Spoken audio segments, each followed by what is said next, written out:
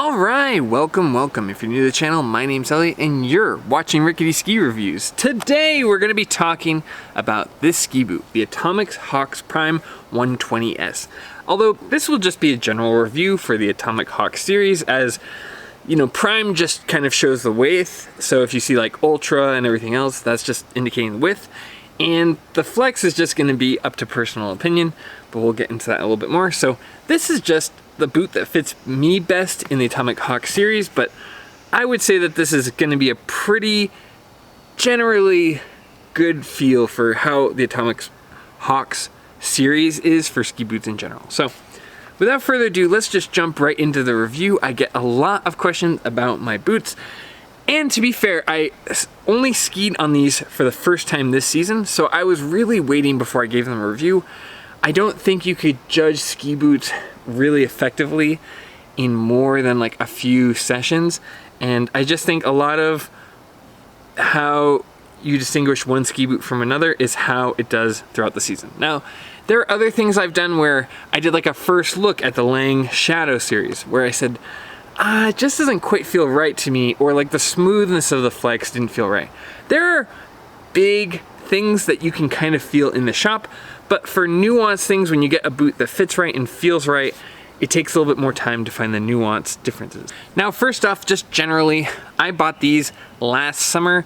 You can go back and kind of watch the old videos of some of my deal videos, but I believe these were $420 when I bought them. I had a $60 off coupon, or whatever, the Evo bucks kind of equivalent, and I got them to $360. I want to say they were actually supposed to be $460 or more, but what I did is Evo.com does price matching. I found another cheaper website, so I got them to price match, and then they bring 5% off of the price match. And then from there, I also got another 60 bucks off. So these were anywhere from like $360 to $320. Hard to remember exactly what I spent, but I got a really good price for this. Secondly, this is my first Atomic ski boot ever. I've never owned an Atomic ski boot. For 2 years prior to that, I was on the Lange LX 120. I have been on Lange ski boots for the last 20 or so years. They have always just been what fit my foot best. Width-wise, flex-wise, all the above. I generally, historically, had never found anything that fit my foot better than a Lange, but I found that these Atomic Hawx Primes fit just as well as the LX 120, and I was really happy with their performance. But just in case you're wondering, if you're on the Lange LX 120, at least for my foot, they were pretty similar. Now, first, let's talk about the good, and then we'll talk about the bad. Because as I always say with all my ski gear, there's good, and then there's bad. On the whole, these were good though. So the first thing, the good. The improvement that I found with the Atomic versus the Lange is it seems like Atomic has put a lot of money and development into making something superior. When you look at the Lange, the buckles are a little bit more kind of old-fashioned. I like these winged out buckles. I found that they were really effective for releasing pressure when you needed to take them off. They were also easy with mittens to change, so I really like this buckle design more than the Lange's. I also found that with this Mimic liner that they actually broke in quicker. I did not do anything special. I did not do the heat molding, anything like that, even though lots of people recommended that. I actually found that just wearing them for about 4 or 5 nights while I was editing video was more than enough to break these boots in. Your mileage may vary. I'm on the West Coast, so it's a little bit warmer. It's not as brutal as like if I was in Vermont, maybe I would take it a little bit more seriously, but I found the break-in to be just fine. When I called Evo to ask them about it, since I was, you know, when I was placing the order, I said, hey, you know, normally a shop, they would let me do the heat molding for free. They said, well, we can't do the heat molding obviously online, but we found that with the Mimic liner, you get a perfectly good fit by just wearing them and breaking them in. Even if you ski in them a few times, that friction breaks the Mimic liner in just as well as the heat molding. So take that with a grain of salt, but I had no issues with breaking these boots in. I found just wearing them around was more than enough. Obviously, they were a little snug the first day because the liner hadn't been packed out, but all in all, felt pretty good. The other big upgrade I found from the Atomic to Lange's, these little loops. These seem silly, but man, having something to grab onto or to take the liners in and out with was nice. It's nice to be able to pull up on that and get a snug fit. It's nice when you're putting the boots on. It's these little features that really make this feel like a more modern boot than my Lange's. The other thing that I like better is the material inside the liner, if you can kind of see that. On the back, it's like, I don't know if it's pleather or leather, but it's this smooth kind of leather in the back. And I found that for getting my ski socks through and getting kind of my foot into the boot, this was actually a lot easier to get my foot in. And then it has that kind of typical nylon on the tongue that you see, so you didn't get any pressure points. I found that the material inside felt more premium than the Lange's. It seems like they've taken a real big effort to really make this smooth to get your foot in while still giving you that comfort in the front. So that felt more premium than the Lange's. Lastly, the thing I really liked about these ski boots was the flex.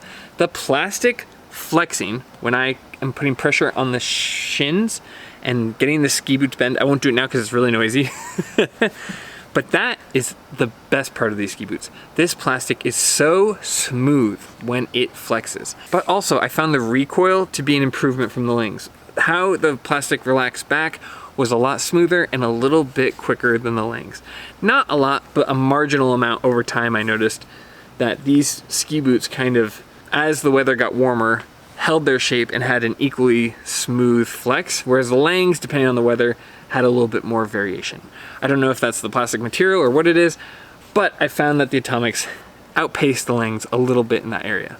So lastly, the value on these boots is much higher than the Lange's.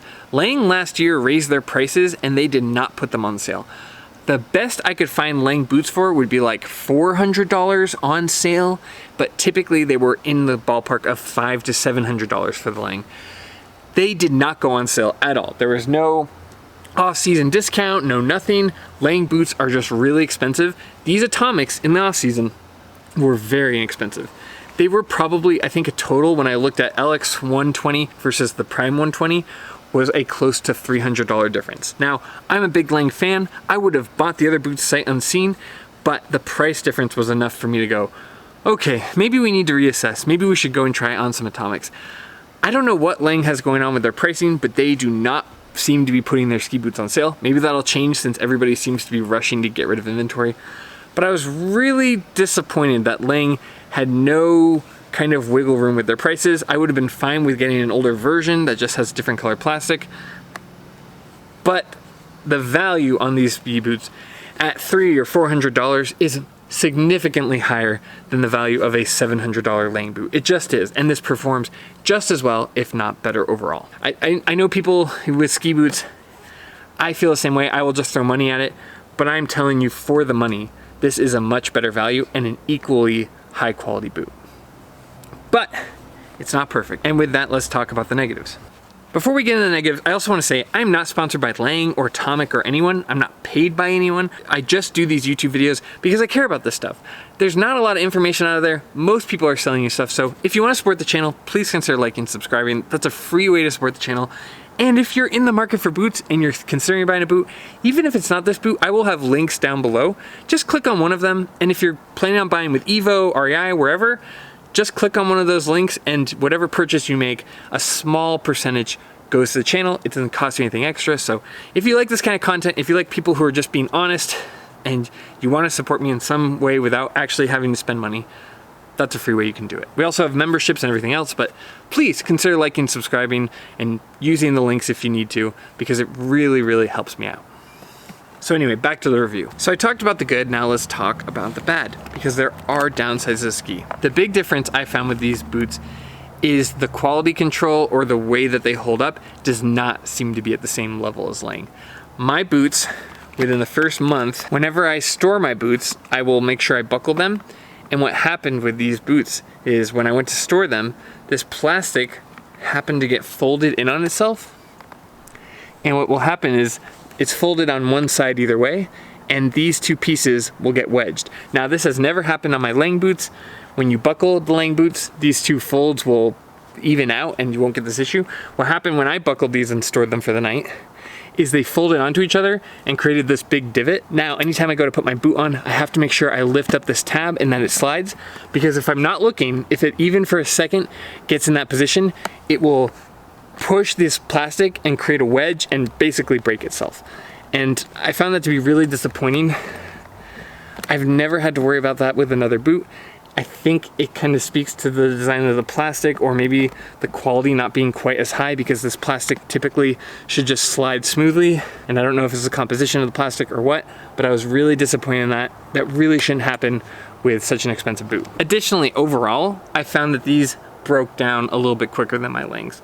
Just in that, like, the plastic is scuffing more, the boot is starting to lose its shape more, these little divots here are just showing up. It's not kind of holding its form long term.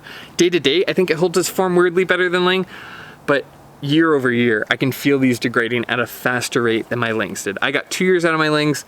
I kind of think I'll only get 1 year out of these. God, this is the problem when I store it too. I have to make sure that plastic doesn't fold. Now, here's why I kind of think that doesn't matter. When you consider the lifetime of these boots, I kind of go by the rule of thumb that each pair of boots has about 100 days of hard skiing. It might be 150 depending on where you are. I think out west, with it being so sunny all the time and the warmer days, that's a little bit harder on the plastic, but your mileage may vary. I think anywhere from 100 to 120 days is what you can expect to get out of a pair of boots. In a season, I am skiing anywhere from 70 to 80 days a year. So for me, when you're only getting 100 days out of the boot, let's say I decide to get another year out of these, I'll only get 20 days into the season before I'll need to replace these, especially going as much as I am and wanting to make sure I'm accurately reviewing skis, because I don't want the boot to be the thing that, you know, I don't want that to be the variable with the skis that's messing things up. So most people, like, before I was reviewing skis, I would let my race plugs run for a long time. I would go 2 or 3 years with a boot. But as I'm being more diligent with ski reviews, I think I'm gonna start subbing these out once a year, just because I don't wanna get mid-year and have it mess up. So for me, and maybe most people, I think that the amount of life you're getting out of these versus a Lange, you're only losing out on maybe 10 to 15% of your days total. I don't think it's a big enough difference that it really matters, because it's not like they won't last a year. No matter how many days you're skiing, I don't care who you are, these will last at least a year. And if you're skiing 40 days a year, they'll last 2 years. So if you're only missing out on 10 days, that's like, that could be for somebody, you know, an eighth to a quarter of a season. I don't think it's a big enough difference that I would be dissuaded from recommending this ski boot. And I think Langes being almost double the cost, depending on when and where you buy them, is totally ridiculous. I mean, you look at the Shadow, that price is outrageous. I think that you're getting maybe 10% less days just with the quality control versus the Lange, that it really isn't worth it. I would have no problem recommending these, and in fact, I will probably buy these again. I had an overall better experience with my Atomics than I did with the Langes. And this is someone who had raced in Langes, skied in them for 20, 30 years, whatever. I've pretty much only had Langes my whole life, and I think I'm converted to Atomic. I do think that there's room for them to grow. I think that they could kind of button up some of their quality control stuff, but overall, the fit is better. There's a lot of features that are more premium, and only losing out a small, tiny percentage of your total life really doesn't matter in the big picture of what this product is for people. So for me, I'm giving this ski boot a 9 out of 10. I think it's a fabulous boot. I heavily recommend, if it feels good, always try your boots on if you can. If you know that this feels good and you just want to reorder another pair online, I'll have that link down below. So, you know, I always recommend, make sure you can try the boots. I was really lucky. I ordered a couple different stiffnesses of this and was able to return that stuff to Evo. So, you know, I think I had to pay $10 for the shipping, but a lot of these online retailers do have really good return policies if you can kind of narrow down what feels good on your foot. But for me, overall, this is an easy 9 out of 10. Atomic is really putting a lot of money, it seems like, into researching what makes a quality ski boot and really innovating on what a ski boot can be. So for me, this is an easy 9 out of 10. I know you guys are used to these kind of reviews in the winter, but like I said, I wanted to get some real mileage on these boots before I gave you my opinion on it.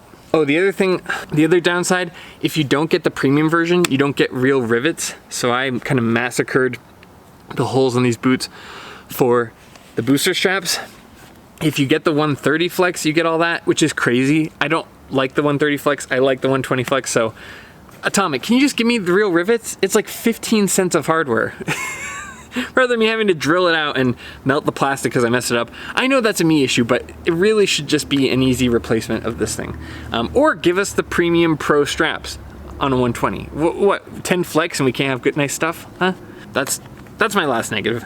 Anyway, that's the end of this review. I really like this boot, obviously. I hope you enjoyed it. I hope you found it helpful. If you like this kind of content, please consider liking and subscribing. But more than anything, thanks for being here. Thanks for watching. And as always, I'll see you in the next one. See ya.